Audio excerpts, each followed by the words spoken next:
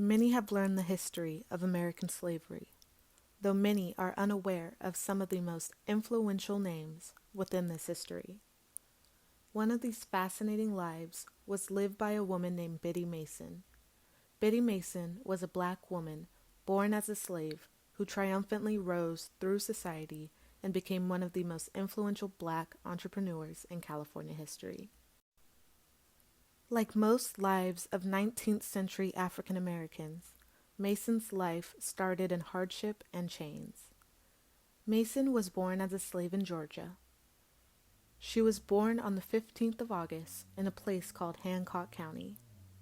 However, at the time in history, many black slaves were often separated from family at very young ages. Mason was separated from her family as a baby and became the slave of a couple named Robert and Rebecca Smith. Mason was moved from Georgia to Mississippi to a plantation that she would soon live the rest of her young life. Raised by the other slave women on the plantation in Logtown, Mississippi, Biddy Mason learned the skills of a midwife that she would begin to use in her teen years. Biddy Mason became very skilled at her craft and even delivered all 6 of her mistress's children.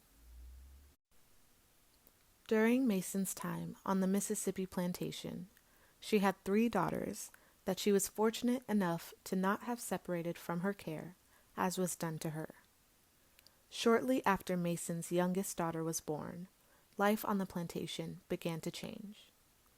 Robert Smith and his wife both made the decision to convert to Mormonism and began to make plans to move to Utah. Not only would the Smiths take the trip west, but their slaves would also take the long trip. However, it was known that the price of wagons and travel was steep, and Mr. Smith did not have this money readily available.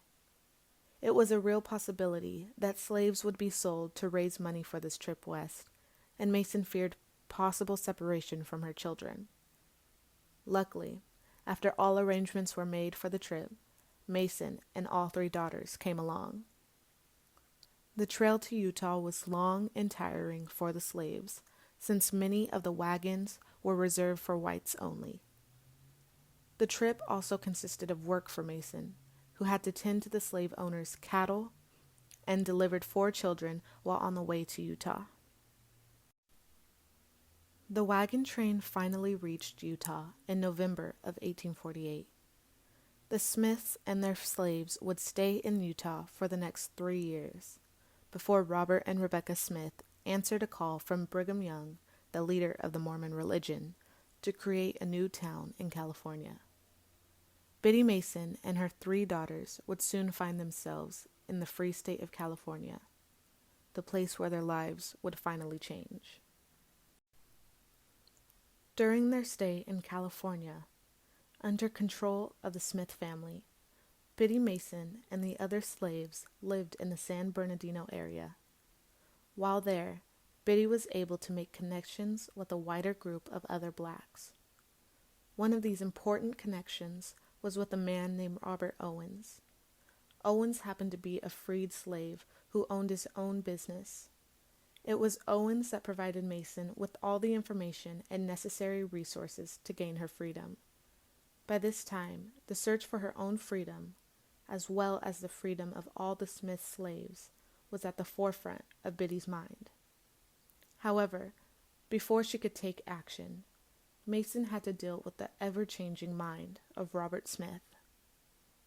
In the winter of 1855, Smith told his family and the slaves that they would be making a trip back east to live in Texas.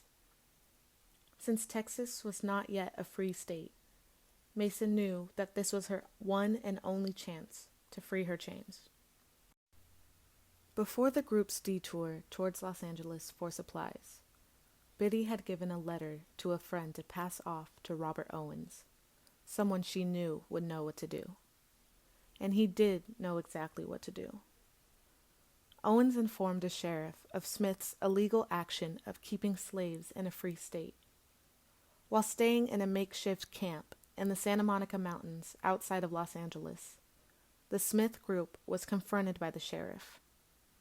Robert Smith was then served with papers signed by a judge of the Southern District of California, Benjamin Hayes. The letter stated that all Smith's slaves had asked for their freedom and that they must all be present in court. During Biddy Mason's trial in court, something strange and unexpected occurred. Before learning that he had been bribed away from the case, Mason's lawyer, who was hired for her by Robert Owens, did not show up to court. This was especially unsettling because at the time it was illegal for slaves or any black person to speak or testify within court. Anything that Biddy wanted to say to the judge had to be said through a lawyer on her behalf. However, Judge Hayes took it upon himself to see the trial through. As a loophole, Hayes took Biddy into his office with 2 witnesses, and it was here where he asked Mason if she desired to be free. After their discussion, the judge made a formal announcement to the court that Biddy and all the rest of Smith's slaves, including her 3 daughters, had been granted their freedom. Now that Biddy had gained her freedom, the only question on her mind was, what now? The judge from her trial introduced Biddy to a physician named Dr. Griffin that hired her as a medical assistant and a midwife. This was how Biddy would make her living. For a few years after Mason and her family were freed, Biddy was able to rent a home for her and her daughters. However, Biddy wanted more for her life. She wanted to own her home, an option that was not previously available. After 10 years of hard work delivering children all over Southern California, Mason had saved enough money to buy a piece of property. She built a building upon this land that she began to rent to other individuals as storage. This business also added to her income, and Biddy would soon find herself a wealthy woman. With her newfound wealth, Biddy took it upon herself to always look to improve her community. For instance, after a flood of the Los Angeles River, Mason asked a market owner to allow people to buy whatever it was they needed and charge it to her account. Her philanthropy did not stop there, however.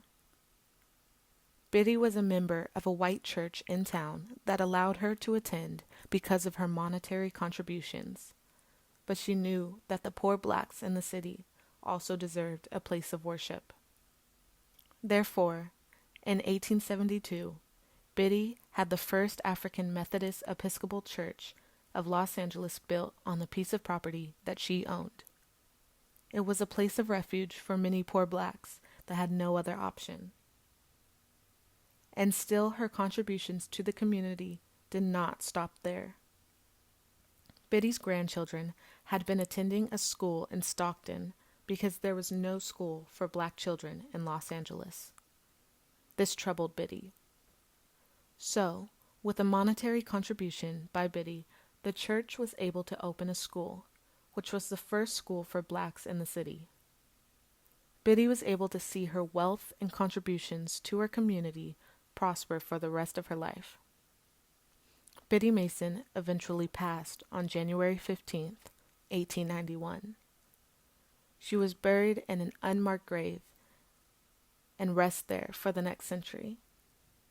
However, in 1988, the First African Methodist Episcopal Church took it upon themselves to mark Biddy's grave with a headstone and a memorial in her honor. In what was a beautiful, full-circle moment, the first black mayor of the city of Los Angeles spoke at this memorial. The story and life of Biddy Mason is an outstanding one. From being born in chains to dying free in her own home, Mason is one of the most influential faces of California history because of her contributions to her community. Because of her drive and determination that got Mason her wealth, she was able to contribute something to her community that will forever be priceless: education. She allowed every black child in Los Angeles to have access and an opportunity at an education, something that was not available to Biddy and her own family. This act forever changed the structure of Los Angeles' Black community and set in motion a change within the state of California. It was small acts like Mason's that allowed individuals to eventually fight for more justice and equality in this country. Mason's life is forever memorialized within the city of Los Angeles and the history of California.